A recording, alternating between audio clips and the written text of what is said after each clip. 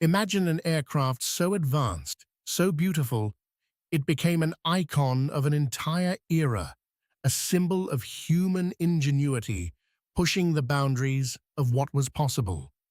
It promised to shrink the world, to deliver its elite passengers across oceans at speeds faster than a rifle bullet. This was the Concorde. But behind the sleek profile and the roar of its engines lay a paradox, a magnificent technological achievement that was, by every commercial metric, a spectacular failure. It cost billions, failed spectacularly, yet year after year, decade after decade, nobody could pull the plug. The story of Concorde isn't just about engineering. It's about an invisible force that quietly ruins businesses, derails careers, and leaves even the smartest people chasing bad ideas. What was this force, and how did it hold an entire international project hostage for so long? To understand, we must first go back to the dream, when the future seemed limitless. In the mid-20th century, the race for supersonic commercial flight was a technological arms race. Britain and France, two nations with proud aviation histories, decided to pool their resources, betting on a shared future. In 1962, they signed an agreement to develop a commercial supersonic transport, the Concorde. The vision was intoxicating, a sleek, delta-winged marvel that would cruise at Mach 2, cutting transatlantic travel time in half. For politicians, it was a symbol of national prestige, a testament to European collaboration and technological prowess. For engineers, it was the ultimate challenge, pushing the limits of aerodynamics, materials science, and propulsion. Initial investments were immense, projected in the hundreds of millions, but the potential rewards, a global market for supersonic travel, seemed even greater. Money flowed, factories buzzed, and public imaginations soared. This wasn't just a plane, it was a promise, a faster, more connected world. But even as the first prototypes took to the skies, unseen pressures began to build, threatening to ground this ambitious dream before it could even truly begin. The moment Concorde first flew in 1969, it was a triumph. The sound barrier shattered. The world watched in awe. But reality, as it often does, began to set in. The immense power required for supersonic flight meant exorbitant fuel consumption. Each flight burned fuel at an astonishing rate, making operational costs astronomical. Then there was the noise, the deafening roar on takeoff, and the infamous sonic boom that made overland supersonic travel impossible in most countries. Environmental concerns about stratospheric pollution also started to emerge. Suddenly, the global market that seemed so vast began to shrink dramatically. Airlines across the world, initially enthusiastic, started canceling their orders. Pan American World Airways, TWA, Japan Airlines, one by one, they walked away. By the time Concorde entered service in 1976, only British Airways and Air France remained as operators, essentially forced to take the planes built by their respective governments. The financial picture was bleak, the project was bleeding money, and the initial investment had ballooned from hundreds of millions to billions. By the mid-1970s, it was clear. Concorde was a commercial failure. So why didn't they just stop? Why continue pouring vast sums into a project that was, by all objective measures, a financial black hole? The data was overwhelming. Concorde would never make a profit, not even come close. Yet the planes continued to be built, tested, and eventually flown commercially. The answer lies not in economic rationality, but in psychology and politics. For Britain and France, Concorde had become more than just an aircraft. It was a matter of national pride, a symbol of technological prestige on the global stage. To cancel it would be an admission of defeat, a humiliation. Thousands of jobs were tied to the project, making cancellation a political nightmare. Entire careers, reputations, and political legacies were invested. The sheer scale of the money already spent, the sunk costs, created an immense gravitational pull.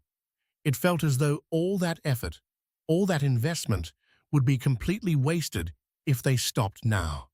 The logic was perverse. We've spent so much, we must continue. But this insidious thinking wasn't unique to Concorde. It's a fundamental human flaw, an invisible trap that ensnares us all. This invisible trap has a name: the sunk cost fallacy. In the realm of behavioral economics, it describes our tendency to continue an endeavor once an investment in money, effort, or time has been made. We become irrationally committed to a course of action simply because of what we've already put in, even when continuing is clearly not in our best future interest. Think of it like this.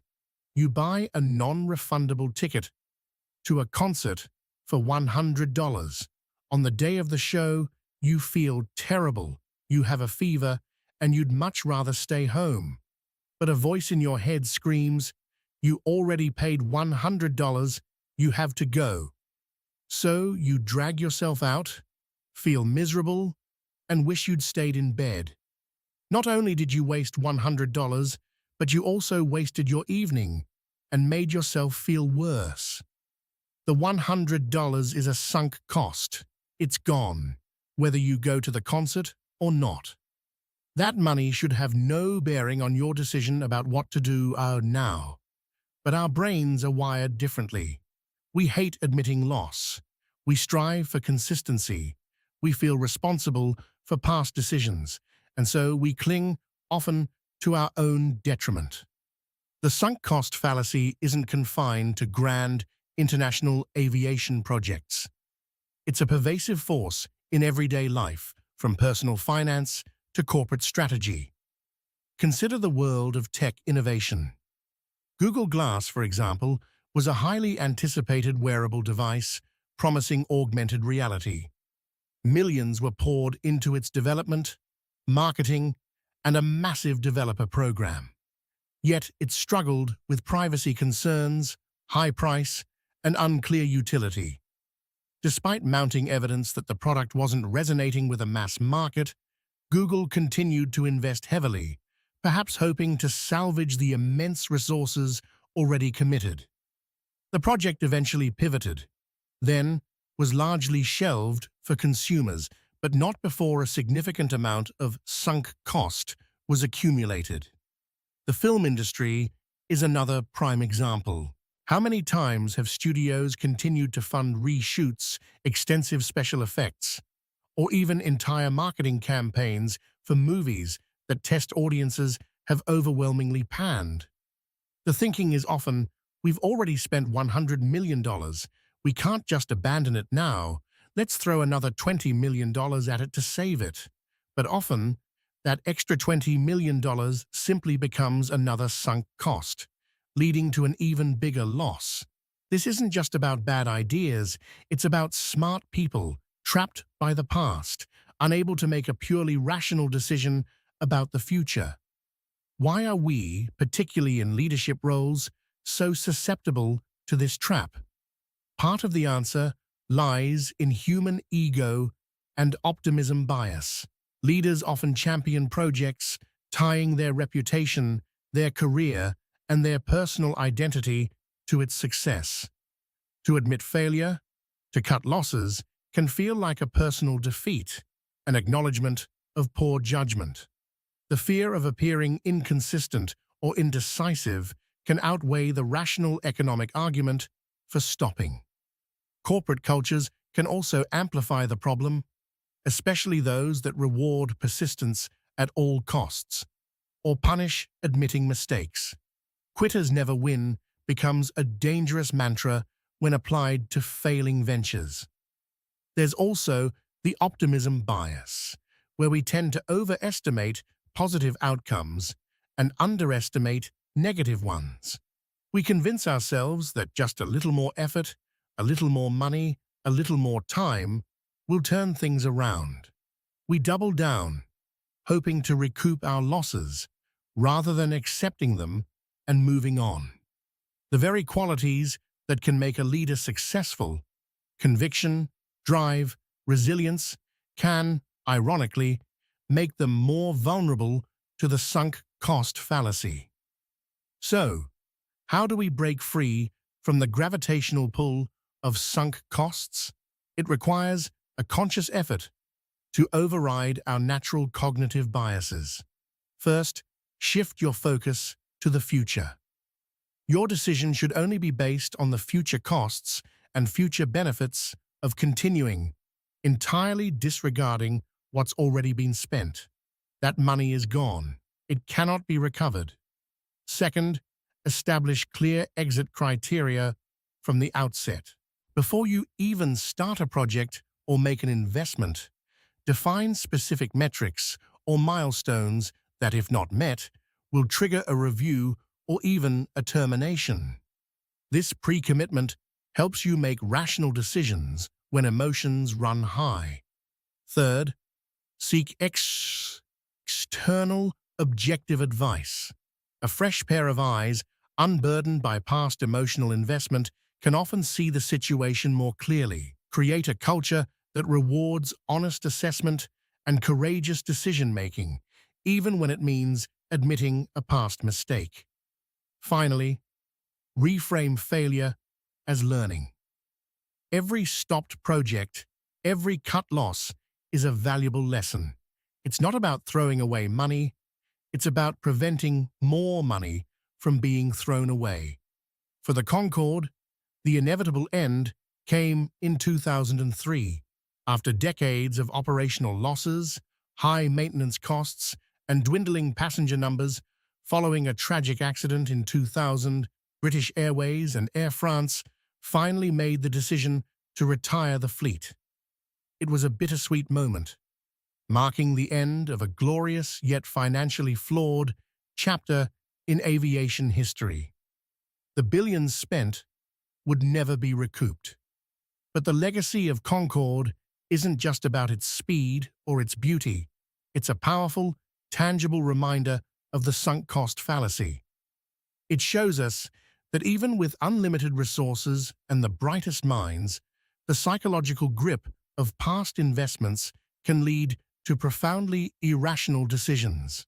Whether it's a multi-billion-dollar government project, a struggling startup, a personal investment, or even a relationship, the lesson remains the same. The past is a teacher, not a prison warden. True wisdom lies not in stubbornly clinging to what's already done, but in having the courage to let go, pivot, and make new, future-focused choices. Don't let your past investments dictate your future potential. If you found this exploration of human decision-making and economic traps insightful, consider subscribing. We dive into the hidden forces shaping our financial world, helping you make smarter choices.